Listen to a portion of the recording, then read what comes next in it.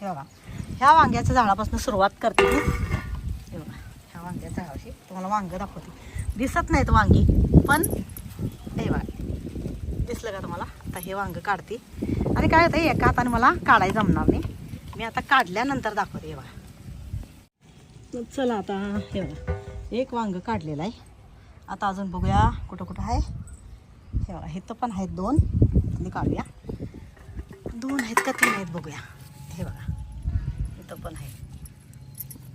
हे बघा हे छोटे छोटे 3 आहेत. छोटे छोटे 2 आहेत. हे नाही काढणार, एक मोठा आहे, ही काढते. आजच्या भाजीपुरतं निघालं तरी आपल्याला हरकत नाही. हे बघा जरा कीड लागायला लागल्या मला जरा असं. हे बघा दिसत असेल तुम्हाला. एका हातानं वांग तोडायचं, एका हातानं कॅमेरा धरायचं. हां हे बघा 2 वांगी निघाले. तर चला अजून बघूया पुढं. तर हे बघा आता टमाटर पण लाल लाल व्हायला लागले. हे बघा गोळी झाली ती. हे बघा इकडं हे बघा मी बाजारातनं 4 किलो टमाटर आणले होते. त्यामुळे म्हटलं आता ही चांगली लाल लाल झाल्याशिवाय काढायची नाहीत. आता भरपूर टमाटर लागल्यात, भरपूर मिरच्या लागायला लागल्यात. चला आता इथलं काढूया वांग. इथं बघूया, इथं पण छोटा आहे एक आणि इकडे एक छोटा आहे. हे बघा हे बघा. तर ह्या झाडाला 2 वांगे आहेत आणि छोटे छोटे अजून लागायला लागल्यात. आता इथं बघूया, इथलं काढलं होतं गेल्या बारीनं. तर हे हे बघा. चला आता काढूया.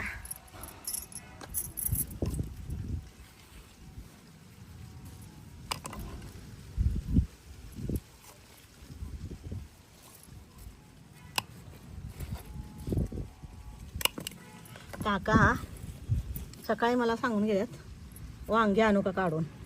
मी म्हणलं नको, आपल्या यूट्यूब फॅमिलीला इन्स्टा फॅमिलीला वांगी काढताना दाखवायचे आहेत मला. तर आपल्या किती आल्यात झाडाला वांगी टेरेसवरच्या. हे बघा इथं पण आहे, दिसलं नाही. हे पण काढायसारखं झालं नाही. इथं छोटा आहे आणि त्या झाडाला पण छोटे छोटे आहेत, ती नाही काढायची. पण हे आता भाजीच्या मापाचं आहे.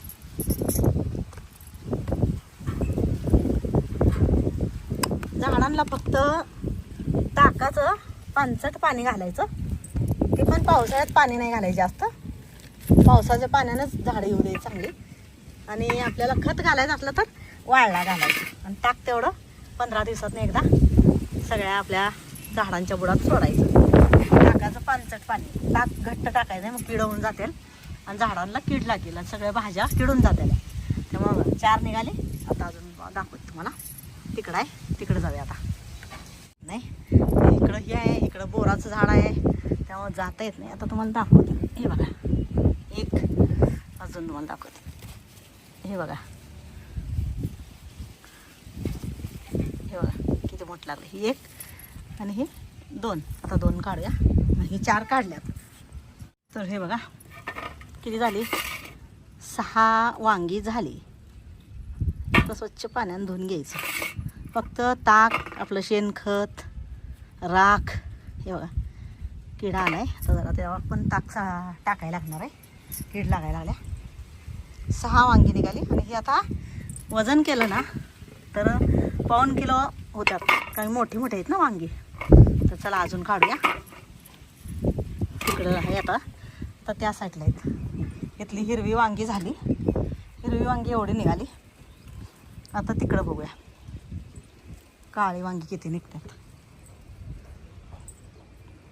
हे बघा हे काय दाखवते आधी आणि मग कट करते. हे बघा एक अजून तिकडं आहे, दिसत नाही. काट वांगी आहेत ना, लागायचं भीती वाटते हाताला. मला लय लागल्यात हाताला आणि कुरपं पण झाल्यात. कुरूप झाले की मला कामच होत नाही, बोटं सगळी सुजून जातात. हे बघा हे बघा कीड कशी लागले तुम्हाला दाखवते. हे बघा अशा पानांना सारखं वरच्यावर काढायला लागतंय. नाही काय होतंय, वांग्याला कीड लागली वांगी खराब होऊन जातात, झाडच खराब होऊन जातात आणि वांगीच लागत नाहीत. तर आता हे बघा काट वांगी आहे. मला लय भीती वाटते हातात बसायची आणि फांद्या तुटते त्या. त्यामुळे आता कटरने काढते.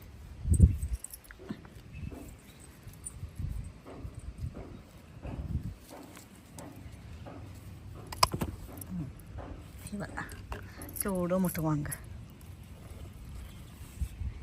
कसं आहे बघा. आता इथलं दाखवतो तुम्हाला काढून. इथं कुठं गेलं ह्या आहेत आहे हे बघायचं आहे. तर हे पण काढायसारखं झालेलं आहे. त्यातलं बघूया आता कशी कशी भाजी होत्या.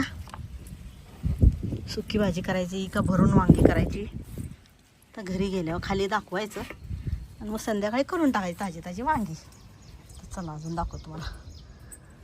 आता पालक पण हे बघा काढली होती. त्यानंतर हे बघा पालकला बिया आल्या त्या. तर हे मी कट करणार आहे वरचं म्हणजे पानं पानं येतात आणि आपल्याला भाजी मिळत राहत्या. हे बघा कांद्याची पात पण आहे.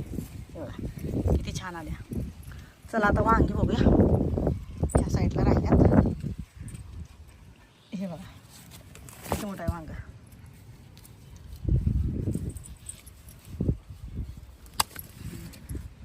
आलं वांग. हे बघा ठेवते. आता अजून आहे. हे बघा अजून हे का बघूया. इकडं काटं लागतात हाताला. या झाडालाच 2 होती मोठी मोठी. इथं आहे अजून एक. हे बघा हे छोटं आहे. हे आता नंतर काढायचं. पण इथं मोठं आहे आणि एका भाजीची जुळणी झालेली आहे ना तर मग जास्त पण नेऊन वाळवून घालवाय नाही. आपल्या झाडाला टवटवीत राहते ते आणि छोटी आहेत तेव्हा झाडालाच ठेवायचं. पडलं बा तिकडं. अरे बापरे.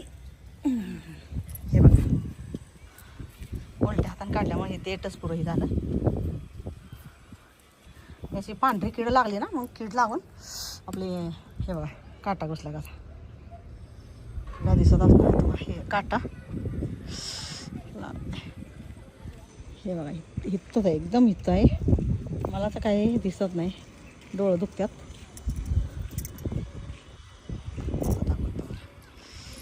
एकदम इथं घुसला आहे छोटासा काटा. आता तिथं थांबून काढते फोन बाजूला ठेवून. हे बघा इथं पण टमाटर लागतात. आता इथं अजून आहे छोटे वांगे ते आता पुढच्या वारीने काढायचे. हे बघा कोबी पण मोठे लागतात. आता तर किती वांगी निघाल तुम्हाला दाखवते. चुकून एखाद राहील ना मग निबर होऊन जातं. कवळे कवळे वांगी आपली काढायची. आता ही भाजी मस्त होत्या. भरून पण होत्यात. नाही तर मग आपल्या बटाटा मिक्स करून बटाटा टमाटर आणि वांग्याची भाजी पण सुकी करता येत्या.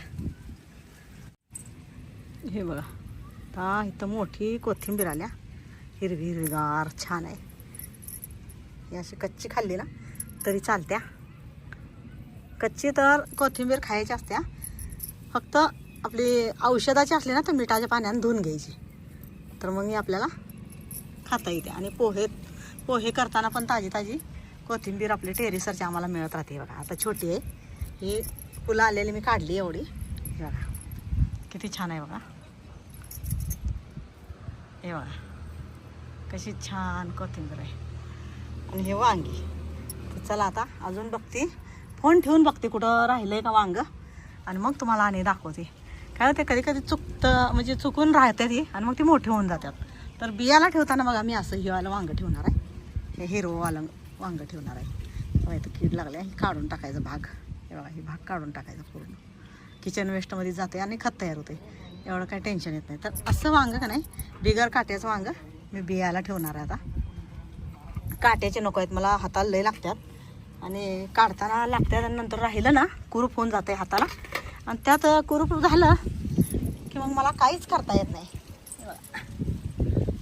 हे बघा किती वांगी निघाली. कोथिंबीर आणि ताजी ताजी आपल्या टेरेसवरची वांगी. तर कशी वाटतात कमेंटमध्ये नक्की सांगा. कसं छान छान आपल्या टेरेसवर म्हणजे कष्ट केलेलं वाया जात नाही एवढं लक्षात ठेवायचं. कष्ट केलेलं वाया जात नाही. आपण काही हे बघा इकडं लाल भाजी पण लागल्या. काही पण कष्ट करा. जी कष्ट करेल ती पोट भरून खाणार. हे पहिले आपल्या मोठ्या मोठ्या लोकांनी म्हणलेलंच आहे. आपल्या आजी आजोबा आई वडील आपल्याला सांगतात काही हे वेगळं काही करू नका. फक्त कष्ट करा. मेहनत केली की फळ मिळणारच तुम्हाला. हे आपले गुरु सांगतात. आपल्या घरातले गुरु बाहेरची मोठी माणसं ते गुरुच असतात आपल्या जीवनात. जी चांगल्या गोष्टी सांगतात ते आपल्या जीवनात आलेले असतात लोक, ते आपल्यासाठी गुरुच असतात. तर त्यांचा हमेशा मान सन्मान करायचं आणि 2 गोष्टी ऐकून आपलं जीवन सुखी समाधानी करून घ्यायचं. तर चला गाईज, आता मी वांगी बघते थोड्याशीर आणि मग खाली जाते. तर तुम्हाला कसं वाटतं एक कमेंटमध्ये मला सांगा. टेरेस गार्डन काकूचं, आणि तुम्हाला पण करायचं असलं तर असं करू शकता. मध्ये मध्ये ना झेंडूच्या आपल्या रोपं लावायची. म्हणजे झेंडू काय होतं आहे, कीड जी लागत असते ना पावसाळ्यात, जी कीड असतात ना, हे बघा अशी, ती कीड लागू देत नाहीत. हे बघा कीड लागू देत नाहीत. आणि किड्याचं जे असते ना फांदी, ते हे बघा इथं पण बघा कीड लागल्यामुळं कसं फांदीला पाडलंय. तर ही छोटी कीड असतात ना, हे लय भयानक असते. ती झाडाला वाळवते, ती चांगल्या झाडाला वाळवून टाकतात. तर मला आता औषध मारायला लागणार आहे झाडांना. बघूया आता काय. उद्या सकाळी जरा लवकर येऊन ना सगळ्या वांग्याच्या झाडांना, टमाट्याच्या झाडांना औषध फवारणी करायची. पाऊस येतोय ना, मग पावसात औषध फवारणी केलेलं चालत नाही. म्हणजे फवारणी म्हणजे काय, आपली राख टाकायची आणि ताकाचं पाणी टाकायचं, हेच मी करते. आणि आपलं शेणकुटं भिजवून त्याचं पाणी टाकायचं. आणि ते पण थोडं थोडं टाकायचं. आता पावसाळ्यात कसं असते, कुंडीतनी ओल असत्या, माती सगळी ओलीच असत्या. मग ते जास्त ओलीनं मग काय होतंय, रोग लागून का नाही खालच्या मुळ्या वाळून जाते. खालच्या मुळ्या वाळल्या का नाही झाड म्हणजे गळून जाते त्या मुळ्या. आणि मुळ्या गळल्यामुळं काय होते, हे बघा फुलाचं झाड बघा फळाला येते आणि तुटून फळायला आले. आता 3-4 झाले बघा. आणि सगळ्या शेंड्यांना हे बघा, सगळ्या झाडांना हे बघा कळ्या किती लागल्या. हे बघा इथं लागल्या, इथं लागल्या, हे बघा इथं लागल्या. ही झाड पूर्ण कळ्यानं भरायला लागले. सारखं चालू असते माझं राख, किचन वेस्ट आणि शेणकुटाचं आपलं पाणी.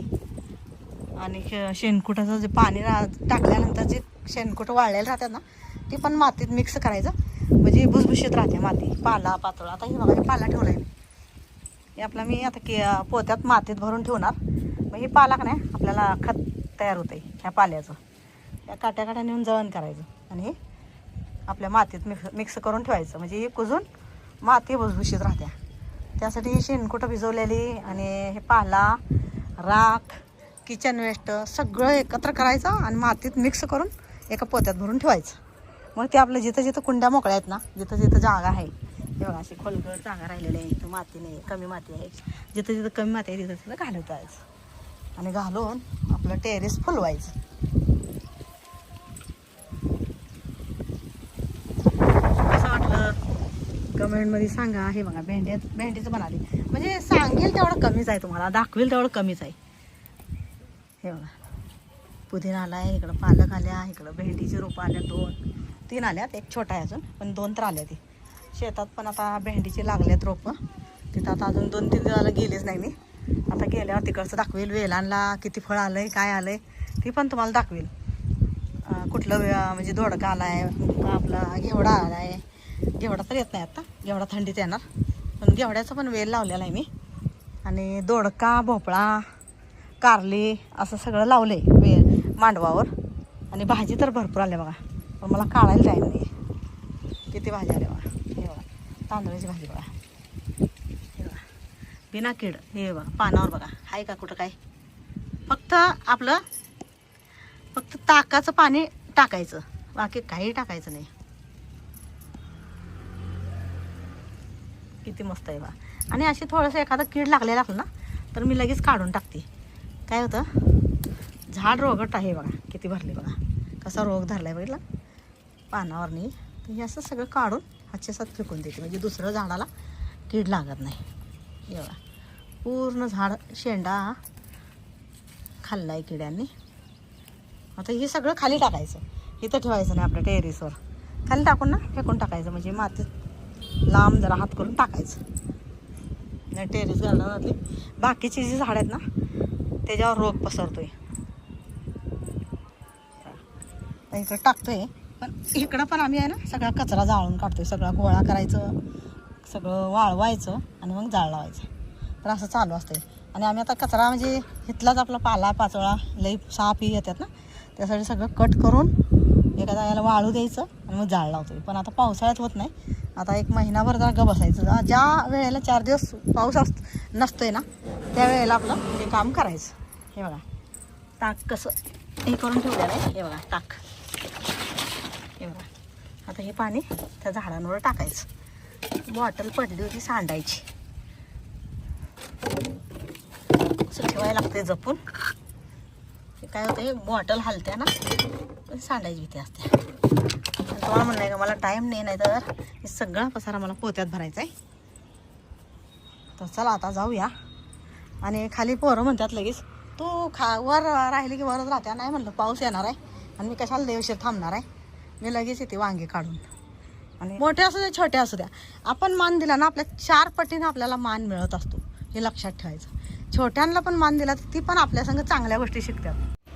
आपण काय मोठ्यांनाच मान द्यायचं असं नाही, आपण छोट्यांना पण चांगलं आदर सन्माननं बोलवलं ना, बेटा बाळा, हे छोटा दादा छोटी दिदी असं म्हणलं ना, मग छोटी मुलं पण काय होते आपलं बघून त्यांना पण चांगलं वळण लागते. मानपान द्यायचं, मोठ्या माणसाला कसं बोलायचं, छोट्या माणसाला कसं बोलायचं, कसं राहायचं, कसं हसत खेळत जगायचं, ही पण आपल्यापासूनच आपली छोटी मुलं छोटी पिढी दुसरी पिढी शिकत असते.